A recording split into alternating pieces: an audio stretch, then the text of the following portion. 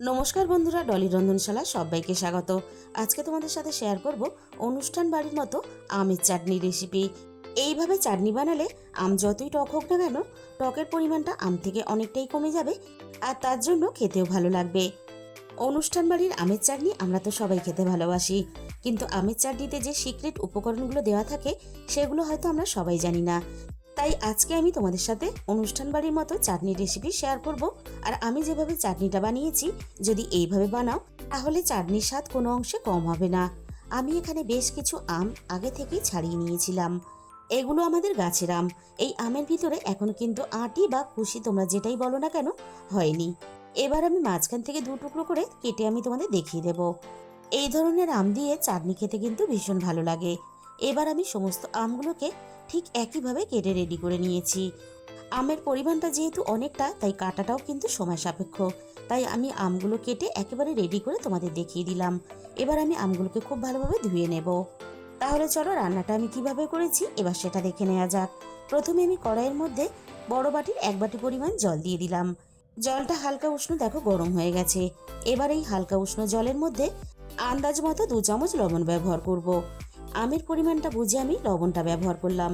আমি আন্দাজ মতো 1 কেজির মতো আম চাটনির জন্য ব্যবহার করেছি। এবার আমি লবণ জলের মধ্যে আমগুলোকে দিয়ে দিলাম। এবার আমি এই লবণ জলের সাথে আমগুলোকে নাড়াচাড়া করে খুব ভালোভাবে মিশিয়ে দেব। আর আমগুলোকে একটু হালকা ভাপিয়ে নেব। আম কিন্তু এই চাটনির জন্য খুব বেশি ভাপানো যাবে না, তাহলে আমগুলো অনেকটা গলে যাবে। মিনিট 3-4 মতো আমি লবণ জলে আমগুলোকে ভাপিয়ে নিয়েছি। এর থেকে বেশি আমি আর ভাপাবো না। আমগুলো বেশ ভালোভাবে দেখো সিদ্ধ হয়ে গেছে ভিতর থেকে, আর গোটাও আছে। এবার আমি আমগুলোকে কড়াই থেকে নামিয়ে নেব। কড়াইটা ধুয়ে আবারও আমি গ্যাসের মধ্যে বসিয়ে দিয়েছি। এবার একটা ভাজা মশলা বানিয়ে নেব।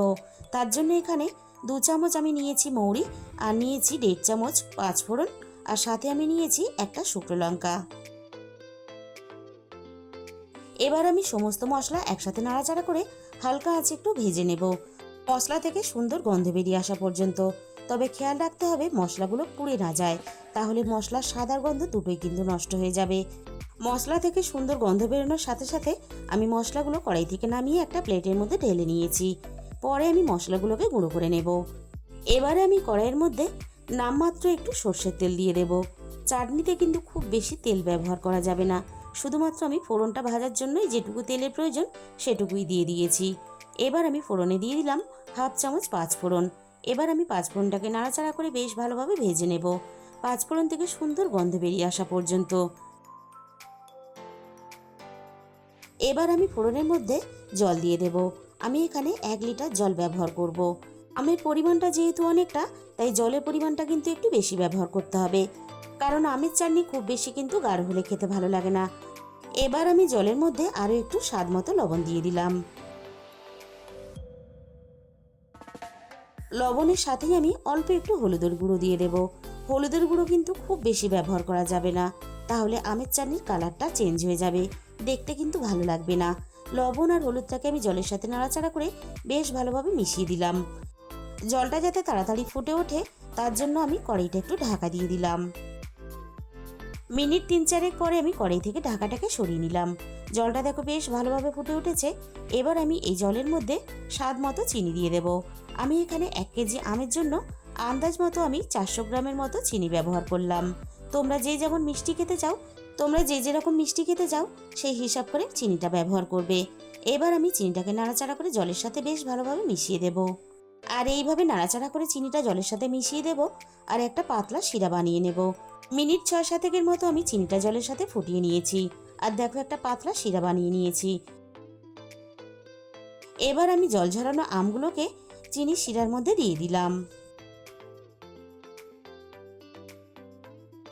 এবার আমি গ্যাসের ফ্লেমটা মিডিয়ামে রেখে চিনির শিরার সাথে আমগুলোকে নাড়াচাড়া করে বেশ ভালোভাবে মিশিয়ে দেব।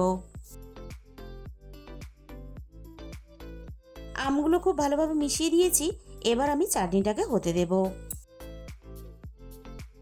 মিনিট 10 মতো আমি রান্নাটা করে নিয়েছি, আর দেখেই বুঝতে পারছো আমের ভিতর পর্যন্ত সুন্দরভাবে চিনির রসটা ঢুকে গেছে, আর আমগুলো সুন্দরভাবে কিন্তু গোটাও আছে। এর থেকে বেশি আমি আর রান্নাটা করব না, তাহলে আমগুলো অনেকটাই গলে যাবে। ভাজা মশলাটা আমি এরকম একটু দানা রেখে গুঁড়ো করে নিয়েছি। এবার আমি ভাজা মশলাটা চাটনির মধ্যে দিয়ে দেব।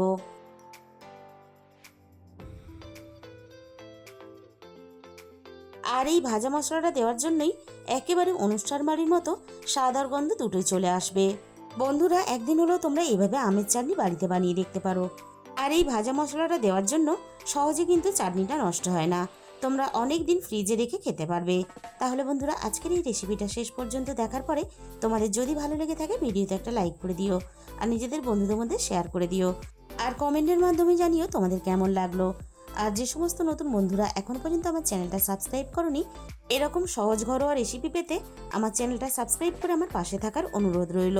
আর তার সাথে সাথে পাশে থাকা বেল আইকনটা ক্লিক করে অল করে দিও, তাহলে আমি যখনই কোনো নতুন রেসিপি আপলোড করব সবার আগে তোমার কাছে পৌঁছে যাবে।